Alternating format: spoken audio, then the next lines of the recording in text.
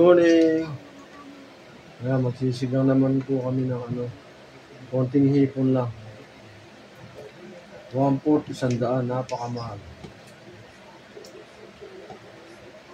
Merong hipon yung anak ko, maliliit, pangpain sa kaya lang, maliliit siya. Sasamahan na lang ng malalaki. Isa lang nilagay mo kamatis. Marami naman kamatis. Para umasin. Ano gagamitin natin pa asin? Asan ang talo? Hindi sa ilalim. Ito yung gulo.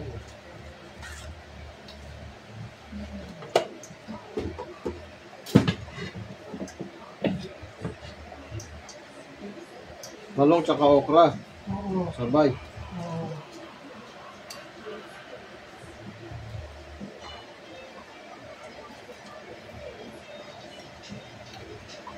Unahin muna yung gulay bago yung hipon. Ang bigis ako na lang po pa sa repolyo. Oo. Sabi mo. Mailagay na lang sa Buwasin mo naman. sayang eh.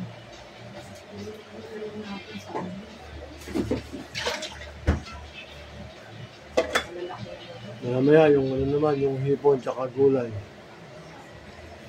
Yan, medyo malambot na yung gulay. Lagyan na natin pampaasin. Walang presyo sa parok eh.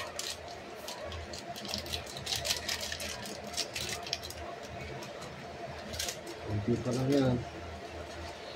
Lagyan pa natin ng konti.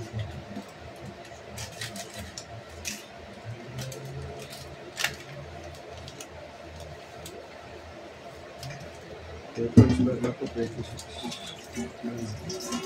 Okay. Meron pa naman mga bago, 36. Yung nabuksan na, lagay na rito. Ito lagay mo na to ha. Lagay mo na yung hipon pa. Lagay na rin ng hipon. Inisap mo na yung yung kamatis. Oo, isa ka dapat. Marami sila dami-dami kamatis eh. Ano rin yung pampasarap rin kasi yung kamatis eh. Hindi naman tayo yung wala lang ako sa sinamin eh. Kasi yung kamatis. Ayan na, supot. Ayan. Ano ba yun? Wala lang ang test na sampaan. Hintayin natin maluto yung hipon. Yan, kumulo na rin siya. Nandito na lahat, hipon, okra at talong. Yan, ang aming shrimp sinigang, 1/4, 100 lang. Then, lagay na natin yung kangkong, last. Tapos, ready na siya. Ito na siya.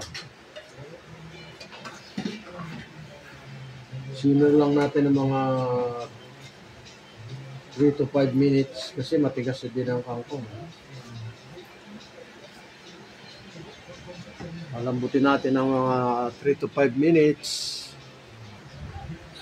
Ready na ang aming sinigang na hipon. Okay na.